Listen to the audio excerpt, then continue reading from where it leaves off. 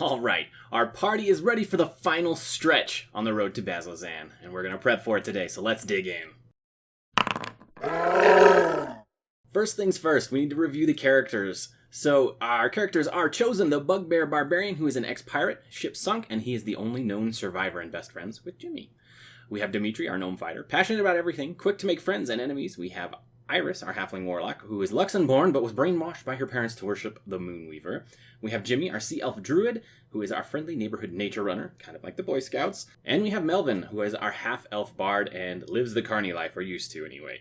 Normally, to start off our sessions, I have the players do the recap, but because it's been a little over a month since our last session, just due to life, I've been crazy busy at work, and, scheduling conflicts and whatnot, I'm going to go ahead and do the recap, just so that we're on the same page. So our quick recap, Picania recruited each of them to represent the Norgab Horde in the Festival of Merit, so they had to go prove themselves first by going and rescuing some kidnapped fishermen from a group of Grung.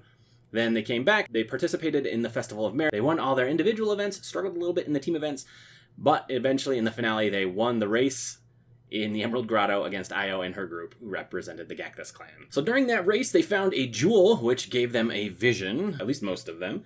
You saw a fallen hero in that vision who was asking your help, and you then jumped to a vision of his past where he mentioned the Moonweaver, the Changebringer, and you found out that his name is Elixian.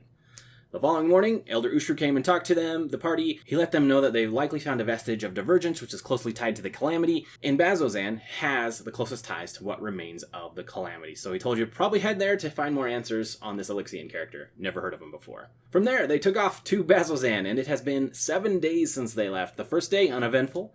Second day, they ran into a Gloomstalker body and discovered that it was killed by radiant or fire damage, which could be helpful in the future. Day 3, they helped a tiefling named Justice, who was being attacked by Moorbounders, and then that night they were attacked by an owlbear at their camp. Day 4, they ran into some bandits who wanted to collect attacks for them to be able to cross the bridge, and they met their new companion, Melvin, after taking care of the bandits. Day 5, they found a Hezro body and fought off some of the Shadow Demons and Quasits, and this got a little iffy at points, but they managed to make it through just fine.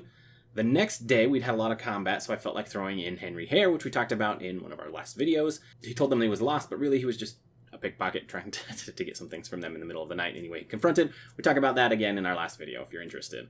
Day 7, they made it to the Emerald Loop caravan stop, and that is where we left off, and where we will pick up this time. So, as they come to from their full night's sleep, the night before, they didn't spend a ton of time talking with the NPCs. They did a little chit-chat and then went to bed because they were tired. They will wake up hearing the sobs of a child near the bonfire. This young goblin is crying to her parents. So the morning's brisk and the day seems full of promise, and then I'll ask them what they want to do. Our scenes! We're going to start at the Emerald Loop caravan stop, and that goblin who is crying is little Chespa. She's lost her favorite doll somewhere in the caravan stop, and if the party chooses to help, they can receive the Goggles of Night as a reward. And then we've got some other NPCs here. We've got Baylock, who they talked to actually the night before, and he thanked Dimitri for changing his life, essentially. I'm going to have him maybe talk to them party one more time just to provide some more information on Bazzoxan and what's going on there. We have a few more NPCs that they may choose to talk to. You can get some extra little goodies for doing so. You can trade the +1 dagger that they found earlier for the +1 battle axe.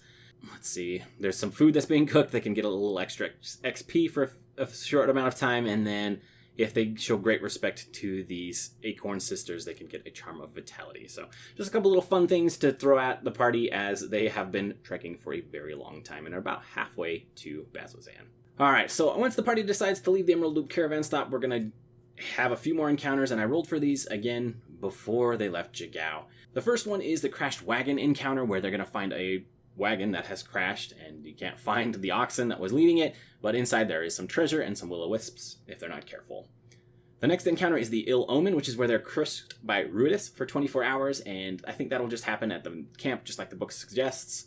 And we'll have the next morning, they're going to run into the Aurora Watch Patrol in battle, which is this next encounter, where they're in battle with a Hezro and see how that goes. As they're approaching, I've got this little note here to talk about the Barbed Fields, because I think that is a cool little thing that is added into the Wastes of Jorhouse, so I got a note there. Don't forget to mention this. And then we're also going to have the Feast for Eyes encounter, where a Gloomstalker is attacking these mammoths way out in the distance. It gets fed up trying to attack these mammoths and decides, you know what, the party might be a better treat. And so it's going to attack them, and this is really going to get a real test, I think, of their fortitude.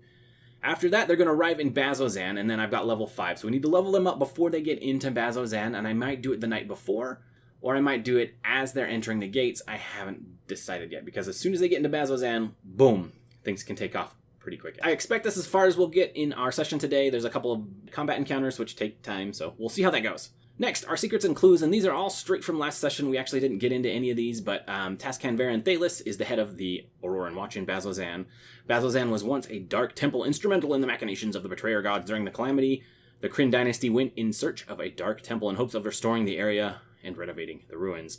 About 40 years ago, a group of curious locals uncovered a long-dormant gateway to the abyss. Its demonic influence drove them mad, and they accidentally reactivated the gateway. This enabled demonic forces to pour out into the city, and this incursion was eventually stifled, though at a great loss of life. So just a little history there on Bazzoxan.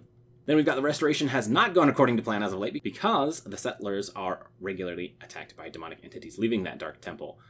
Bazzoxan is under martial law, with the Auroran Watch in control. They also keep demonic entities at bay, which is why the civilians are okay with them being in control. Researchers regularly head to Bazzoxan in hopes of learning more about the Betrayer gods, as well as a link to the Abyss. There are also treasure hunters who can be found in Bazzoxan, hoping to unearth hidden relics because this place is crazy and has great ties to the Calamity. The head of one of the wealthier eccentric families in Bazzoxan has died, and the heir needs help. So this last one is kind of a tease for one of the encounters that I'm going to add into Bazzoxan.